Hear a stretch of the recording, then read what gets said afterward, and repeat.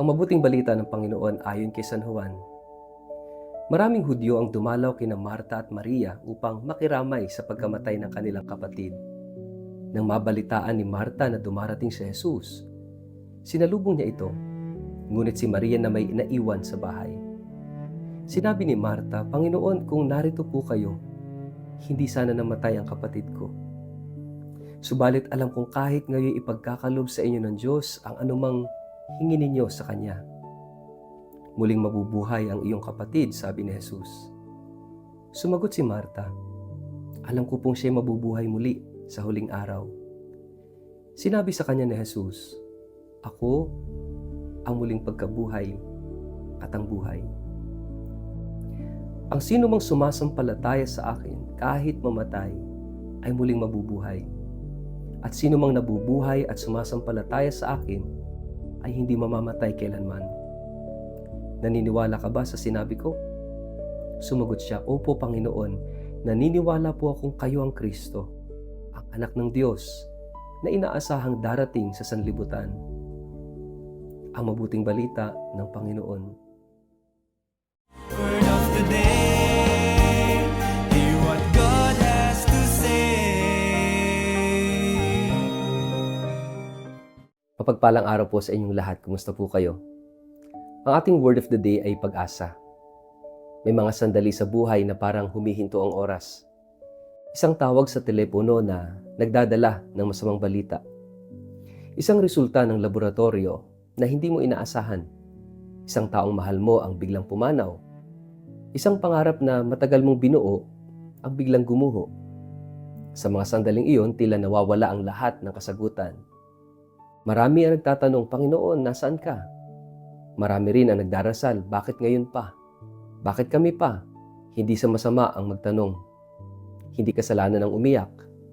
Sapagkat kahit ang mga matatalik na kaibigan ni Jesus ay dumaan sa ganitong karanasan.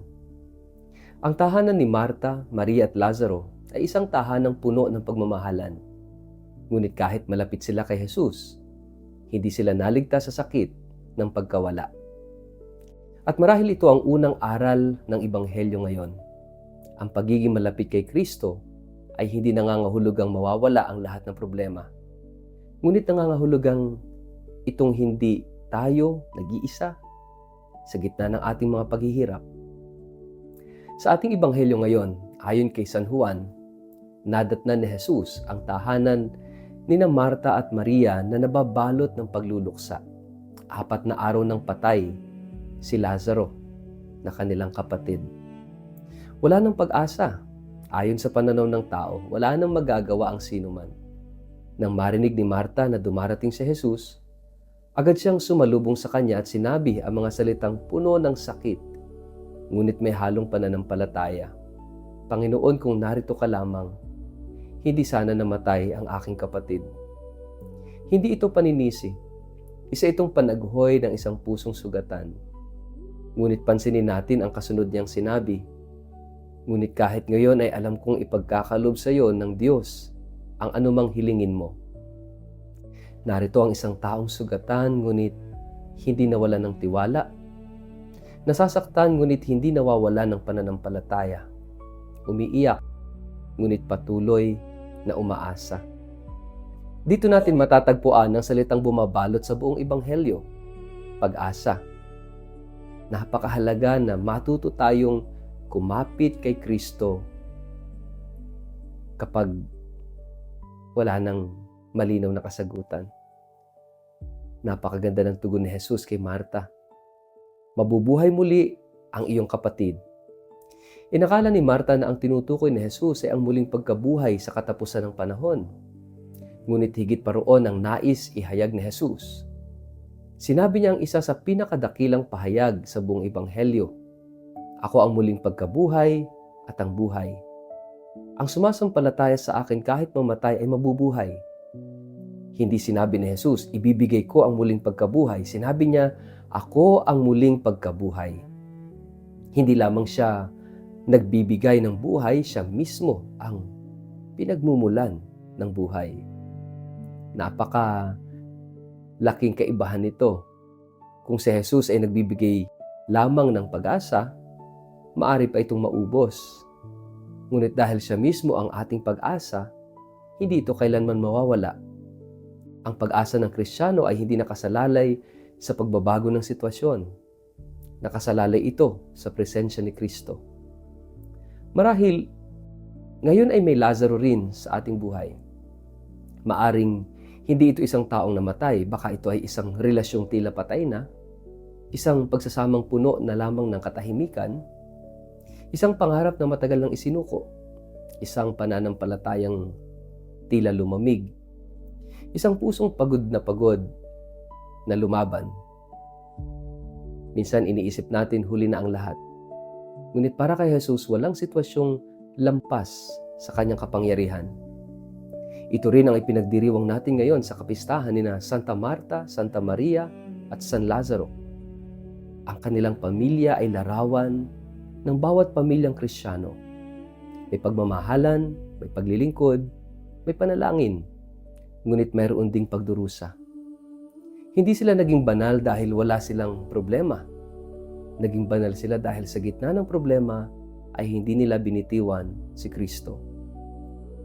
Si Marta ay madalas nating maalala bilang babaeng abala sa paglilingkod. Ngunit sa Ebanghelyo ngayon, siya ang unang nagpahayag ng isa sa pinakamalalim na pagpapahayag ng pananampalataya sa Bagong Tipan. Sinabi niya, "Oo, Panginoon, sumasampalataya akong ikaw ang Kristo, ang anak ng Diyos." Isipin natin yon. Ang babaeng umiiyak, ang siya ring babaeng nagbigay ng isa sa pinakamagandang pagpapahayag ng pananampalataya. Ibig sabihin, ang tunay na pananampalataya ay hindi nangangahulugang wala ng luha.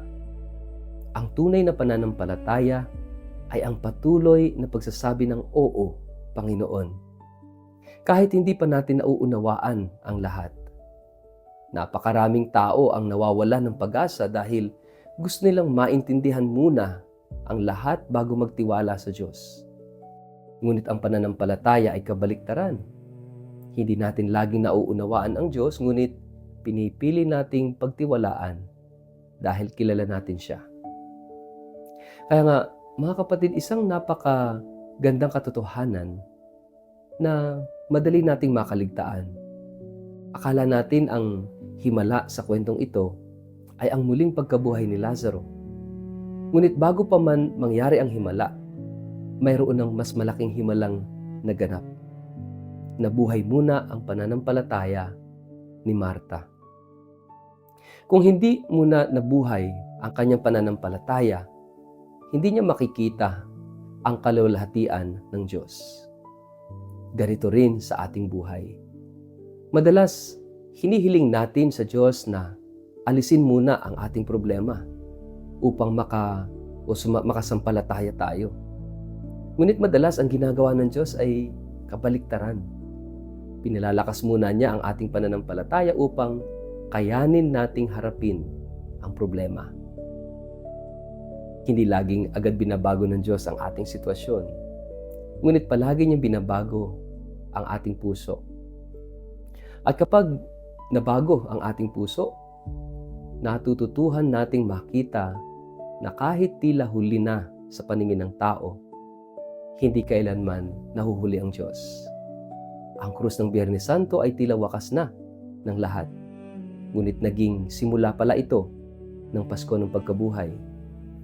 Ang libingan ni Lazaro ay tila katapusan ng kwento. Ngunit naging entablado ito ng kalulahatian ng Diyos.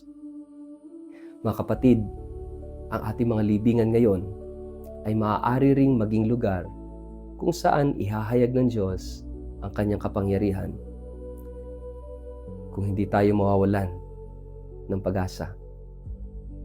Kaya nga, ngayong araw na ito, sa kapistahan ni na Santa Marta, Santa Maria, at San Lazaro, ang mga kaibigan ni Jesus, tandaan natin ang salitang pag-asa. Umapit tayo kay Kristo. Kung tila ba lahat ng ating pag-asa ay nawala na. Kapag tila madilim ang iyong kinabukasan, huwag mong sukatin ang iyong pag-asa ayon sa iyong nakikita. Sukatin mo ito ayon sa kapangyarihan ni Kristo. Kapag tila wala nang natitirang pag-asa, Lumapit ka kay Jesus gaya ni Marta. Sabihin mo rin, "Oo, Panginoon, nananampalataya ako sa iyo." Sapagkat ang Kristiyano ay hindi umaasa dahil sigurado siyang magiging madali ang buhay. Umaasa siya dahil sigurado siyang kasama niya si Jesus. At kung kasama natin si Kristo, walang libingan ang napakalalim. Walang problema ang napakalaki. At walang gabi ang hindi hahantong sa liwanag ng umaga. Ang ating pag-asa ay may pangalan. Si Jesucristo, ang muling pagkabuhay at ang buhay. Sama-sama nating pagnilayan sa araw na ito. Ano ang Lazaro o mga Lazaro sa aking buhay na tila wala ng pag-asa? Handa ba akong ipagkatiwala ito kay Kristo at maniwalang kaya niyang magdala ng bagong buhay kahit sa mga sitwasyong tila tapos na? Sa ngalan ng Ama at ng Anak at ng Espiritu Santo. Amen. Panginoong Jesus, Ikaw ang muling pagkabuhay at ang buhay.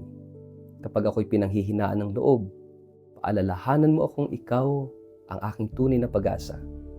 Tulad ni Santa Marta, bigyan mo ako ng lakas na patuloy na magsabi, "Oo, Panginoon, sumasampalataya ako sa iyo." Kahit hindi ko nakikita ang iyong plano.